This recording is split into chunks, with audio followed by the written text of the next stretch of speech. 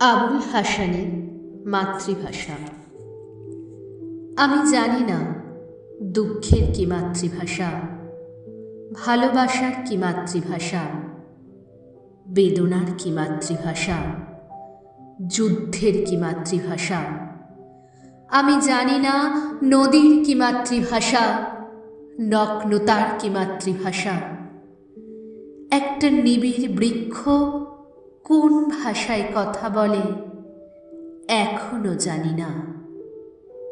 শুধু আমি কোথাও ঘরের দরজায় দাঁড়ালে আজও সভ্যতার শেষ মানুষের পদশব্দ শুনি, আর কোথাও করুণ জল গড়িয়ে গড়িয়ে পড়ে, আর সেই জলপতনের শব্দে সিক্ত হতে থাকে সর্বাঙ্গে সবুজ হতে থাকা আমার শরীর।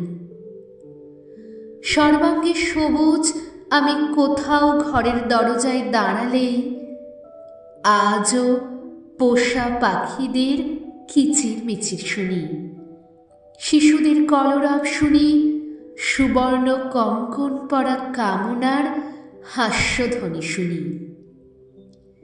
এই যে নষ্ট গলি, নিশ্চুপ দরজা, ঠেস দিয়ে দাঁড়িয়ে রয়েছে ওরা, গণিকারা।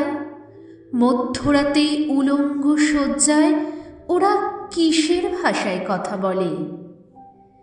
ওই যে কমলা রঙের কিশোরীরা যাচ্ছে স্কুলে, আজও ওই কিশোরীর প্রথম কম্পনে দুটি হাত রাখলে রক্তে স্রোত গড়িয়ে গড়িয়ে পড়ে, শব্দ হয়, শুনি।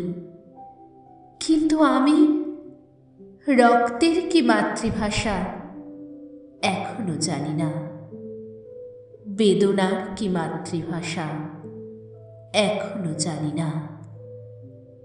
শুধু আমি জানি আমি একটি মানুষ, আর পৃথিবীতে এখনো আমার মাতৃভাষা ক্ষুধা।